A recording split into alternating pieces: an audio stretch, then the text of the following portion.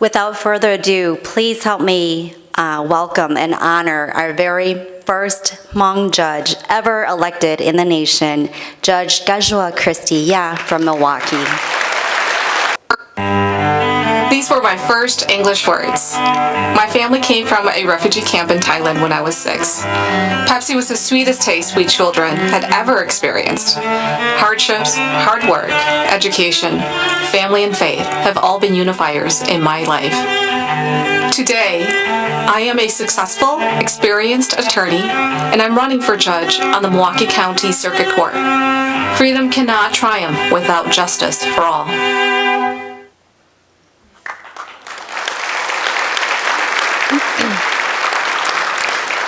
Good evening, everyone. So this wasn't scripted, but I have to point this out, which probably goes along the lines of the video you just watched. But when Mayor Rhodes Conway asked for elected officials to come to the stage and join her, I went up there. I probably had no business being up there. Because I came back to Theo and asked Maison, was I the only Hmong elected official up there? And she nodded yes. And so that's the start of my career into judgeship. I just showed up and here I am. But it does take all of us to show up. And so thank you for coming here tonight. And in life, as we all know, as adults, we are responsible for what we say, but we are not responsible for others' interpretation. And so that was my interpretation, Mayor Conway. Yeah, and here I am. So thank you for having me join all of you on stage. But first, before I start my speech, it's so important for me to recognize particular individuals, but two tonight, who have made such an impact on my life. One in particular, since I was a little girl, and he probably knows more about me than anyone else in the room tonight, absent my parents or siblings. But Sivu, I want to congratulate you on your retirement. You are the heart and soul of Sheboygan, but you are also the heart and soul of Wisconsin. Sivu is a part of history. He is not ancient history, just to be clear. But his radio broadcasts over the years have been instrumental. That was how my family and I received news. And sadly enough, that was how my family and I received news of the passing of a very close family member. I still recall sitting in the living room listening to him on the radio. And so that was instrumental. And I'll talk a little bit more about how cohesive the Hmong community is. And Sivu, you are one of that, you're part of the glue. And so I thank you for your service. I thank you for your love. And congratulations on your retirement. I'm very sad to see that your store is up for sale. Anybody wants to talk to Sylvia about that transaction? But thank you so much to you and your family. Okay. And then secondly, to Tai Vu. I was just mentioning to Tai that it actually had been many years since I saw him. But he's also made many contributions to the Hmong community. And unless if you're in the Hmong community getting your hands dirty, you might not know these two individuals, but they really are the heart and soul of what happens in the Hmong community. So thank you both for your service. All right, to start us off, Nyojong Choling Chotu, Guto Po Hu Dao Jonia Jotsi, Jolo Joyao, Tejo Tejo. Thought Wajo Dong Hmong Institute, Eto Jaguto Halum, Mono. Guzhongxia the Beto Shishao Quartzo Hmong Institute. Lujo Tia Bingsu, Lo Job Dominion Hmong, Di Lo Go Lu Hmong, Tia Go Zom Hmong Lu Ning. Lu Bingsu no, the Lon the Zoke Lu, Tia Zoke Moshia. Tuatu Tejo, Mozoke Lu, Dashi, Tuatu Jimoshia Zao, Lo Yomo Bingsu Zao, Lo Wambao Li, Hmong Institute. Yolinda Tope Bo Itu Neng, Lo Ipo, Ipo, and more Bingsu, Lo Water Holuno, Peyo Judo Gongte, Zanga Lo Tia, or John Dao, the Hmong Institute. So request. Zimu Guyo Hailuangi, the Toja Zito Gutia. Good evening, family and friends. It is with great pleasure and enthusiasm that I address you tonight in celebration of the accomplishments of the Hmong Institute and of the Hmong community. I understand I am the only one standing between you and dinner, so I will try to make my remarks as quickly as possible. It would be safe to say that if you are here tonight, you have some knowledge of the Hmong diaspora.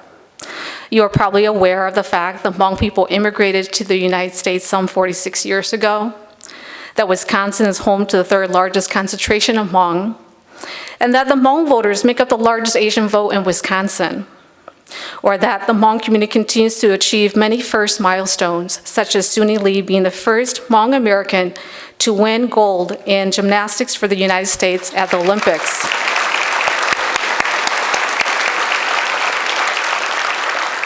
And when we talk about one person who can bring so much light into the room, she was the one. And we hope to see many more like her in many other different capacities.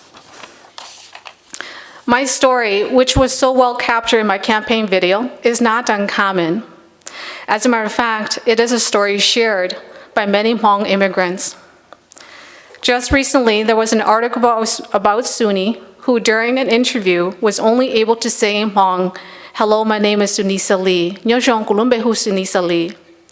This is just one of many examples of how diaspora changes communities. The loss of language can and often happens, which in turn affects the culture and identity of a community, which is why the work of the Hmong Institute is so important. And the communities that receive the influx of new residents are also changed. According to the American Immigration Council, in 2018 in Wisconsin, immigrant-led households paid $1.7 billion in federal taxes and over $960 million in state and local taxes. Now imagine the impact this would have in our communities, from the roads we travel every day to work, to the schools we send our children to, or to the courtrooms we step foot in seeking justice. While there are notable achievements, it is also worth noting the challenges the community must overcome. There are many faces to the diaspora narrative, and my story is just one of many. The triumphs and challenges of Hmong immigrants after the Vietnam War and their subsequent arrival to the United States parallel experiences of Irish immigrants, Chinese immigrants, and German immigrants, as well as many other immigrant groups. My family and I immigrated to the United States when I was about 6 years old. We arrived with nothing more than the clothes on our backs. At that young age, I didn't know we were poor or that we were vulnerable. As long as I had my parents and siblings, I felt safe, and I felt that my needs were met, whether that was true or not. That was my perception, and most certainly my reality.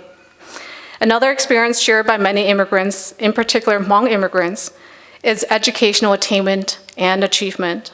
Because education was only possible for the rich or well-resourced families in Laos, educational attainment, but especially educational achievement, was and still is a description of class and status.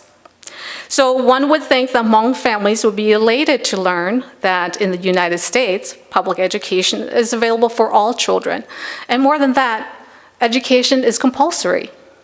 However, though, a challenge to Hmong families fully benefiting from public education is that there are rent to pay, tax to pay, and food to buy.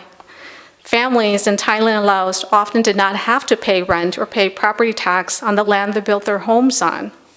As for food, as most of you may already know, Hmong for generations were subsistence farmers in countries where it is possible to farm year-round.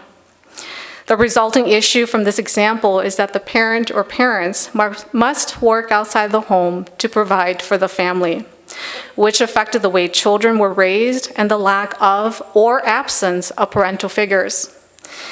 And I can say that as a circuit court judge, and most recently in a children's court assignment, that society suffers most when we have broken homes, including families with absent parents or parental figures. I still remember how happy and proud I was for my father when I learned that he was hired as a factory worker in Sheboygan, earning $4.25 per hour. And that was to feed a family of 11. This was the earliest memory I have of how it felt to be assimilated. I thought, now my dad is just like my classmates' dad. He is working. I was becoming American. We were becoming American, and I was so proud of that. Then my mom got a job, and I was also very proud of her. One parent worked first shift while the other worked second. This continued for many years. Fortunately, my father instilled in all of us, all of his 11 children, the importance of education. As a result, we focused on our education. In our parents' absence, that focus became our guiding light to stay in the straight and narrow. My parents believe, as so do I, that education is the best tool to address poverty. Other Hmong children were not as fortunate, and we continue to see the generational effects of that, especially me now in my role as circuit court judge. According to a report done in 2015 by the University of Wisconsin Extension, nearly 1 in 5 Hmong persons remain below the poverty level in 2010.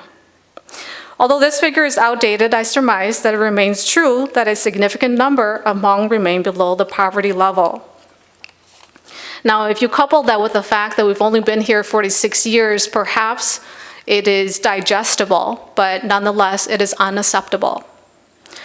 There is no recipe for success, and I can assure you that I did not follow a recipe for my success. But I can tell you what the contributing factors were. First, as I stated, it was my parents instilling in me the belief that education was the best way to address poverty and vulnerability. Secondly, it was the communities I lived in. The various communities that I lived in included events that were put on by local Hmong associations or groups that provided me with opportunities to connect and remain connected with my roots. And these included Hmong New Year's, Hmong tournaments, but these were opportunities for me to identify myself as Hmong American. It provided me a space for me to process my experiences with like-minded individuals relative to growing up in an American society and struggling with the teen experience of acceptance and identity.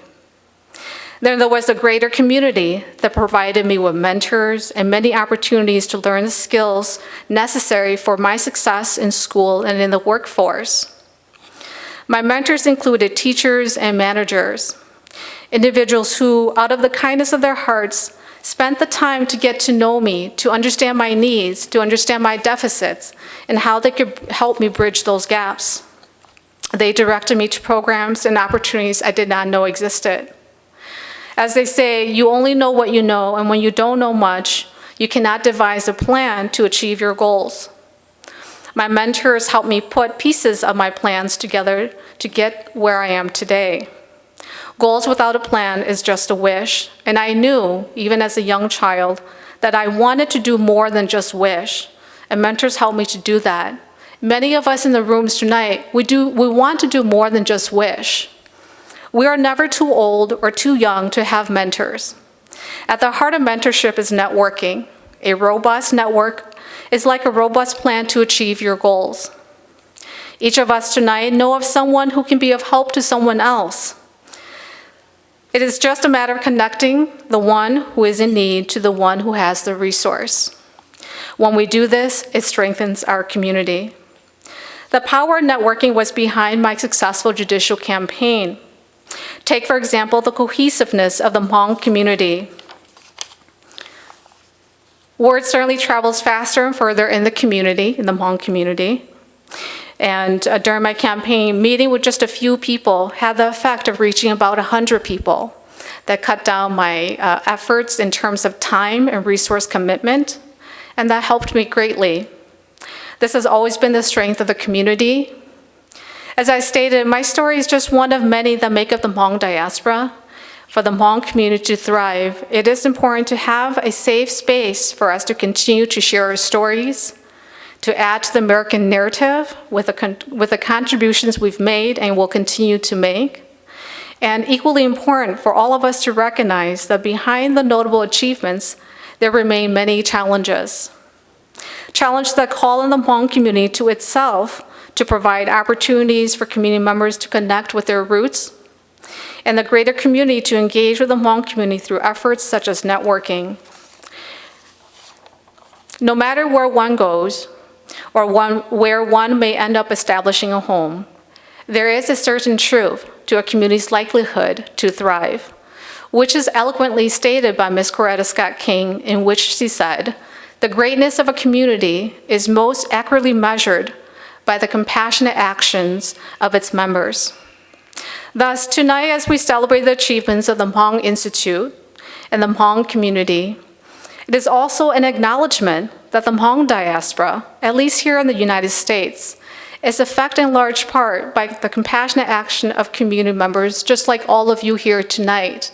So I ask you tonight to please take the time to extend a hand to your Hmong neighbor, to get to know them, to network with them, and to see where you can best meet their needs and where they can best meet your needs. That networking is so essential and critical to the Hmong community thriving, not just by itself and insulated, but within the greater community.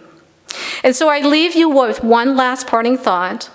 What are your contributions to the Hmong diaspora? Thank you.